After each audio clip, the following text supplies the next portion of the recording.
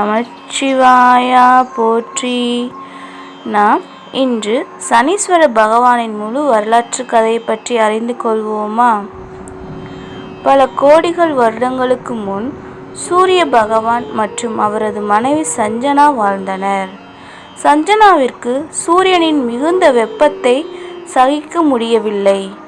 எனவே அவர் தன் நிறமாத்திரையை தனது கடமையை செய்ய வைத்துவிட்டு தானாக வானத்தில் தவம் இருக்கின்றார். அந்த சாயலான சவரூபம் சாயாதேவி என அழைக்கப்பட்டாள். சாயாதேவிதான் சனீஸ்வர பகவானை பெற்றாள். சனீஸ்வரன் பிறந்தபோது தான் பிரபஞ்சமே ஒரு சில நிமிடங்கள் நடுக்கத்துடன் இருந்தது. அவரது கண்களில் இருந்து பார்வையே ஒரு வலிமையான சக்தியாகும். சனீஸ்வர பகவானின் பிறப்புடன் அவர் பிறப்பிலிருந்தே ஒரு தியான சக்தி கொண்டவர். அவர் மிகவும் மௌனமாகவும் சடங்குகளின் ஈடுபாடையாகவும் வாழ்ந்தார். சனீஸ்வர பகவானுக்கு பிறவியிலிருந்தே ஒரு தனி சக்தி இருந்தது. அவர் பார்வை விழும் இடத்தில் தாமசம், துயரம், சோதனை ஏற்படும். இது அவருக்கு ஒரு சாபமாக கருதப்பட்டது. ஒரு நாள் சனீஸ்வர பகவான் தனது தந்தையான சூரியனிடம் அறம் பேசும்போது தவறுதலாக அவரை நேராக பார்த்தார். உடனே சூரிய பகவானுக்கு உடல் வலி ஏற்பட்டது. கதிர்கள் மங்க ஆரம்பித்தன. இதனால் சூரிய பகவான் சனீஸ்வரனை தள்ளியவர். இது சனீஸ்வர பகவானை மிகுந்த துக்கத்தில் ஆழ்த்தியது. ஆனால் அவர் தனது பார்வையின் காரணத்தை புரிந்து கொண்டு தன்னை நியாயத்தின் கடவுள் என மாற்ற ஆரம்பித்தார். நல்லவனுக்கே நல்லது, கெட்டவனுக்கே கஷ்டம் என்ற நியாயத்தை கடைபிடிக்க தொடங்கினார். பிரம்மா, விஷ்ணு, சிவன் ஆகிய மூவர் இணைந்து நவ கிரகங்களை உருவாக்கினார்கள். ஒவ்வொரு கிரகத்திற்கும் ஒரு பணி இருந்தது. சனீஸ்வர பகவானுக்கு கர்மா, விசாரணை மற்றும் தண்டனை என்ற கடமை வழங்கப்பட்டது. அவரது இயக்கம் மிக மெதுவானது.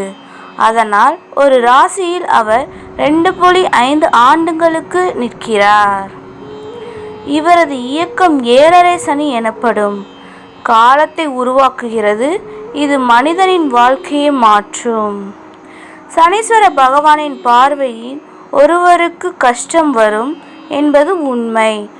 ஆனால் அந்த கஷ்டம் பரிசுத்தம் செய்யும் கர்மாவை கழிக்கும், வாழ்க்கையை செம்மையாக்கும்.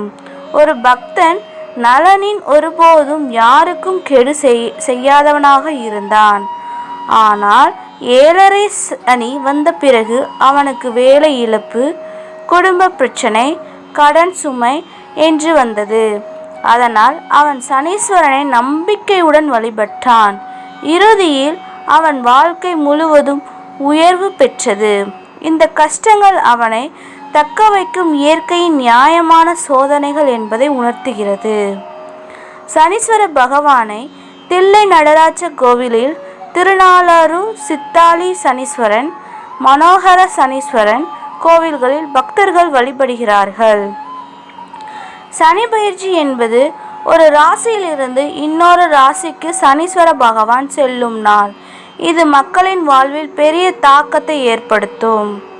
வெள்ளிக்கிழமைகளில் எண்ணெய் அபிஷேகம், நவகிரக பூஜை, தில்லை சனி பயிற்சி, சனி பகவான் சோஸ்திரம், ஓம் சனீஸ்வராய நம போன்ற மந்திரங்கள் மூலம் வழிபடுகின்றனர். சனீஸ்வர பகவான் தண்டிக்கிறவர் அல்ல, ஆனால் தடைகளை உணர்த்தும் குரு. அவருடைய நெறிப்படுத்தும் பாதை மூலம் மனிதன் தனது தவறுகளை உணர்ந்து நல்ல வழியில் நடக்கலாம். சனி வருகிறான் என்பதற்கு பயப்பட வேண்டாம்.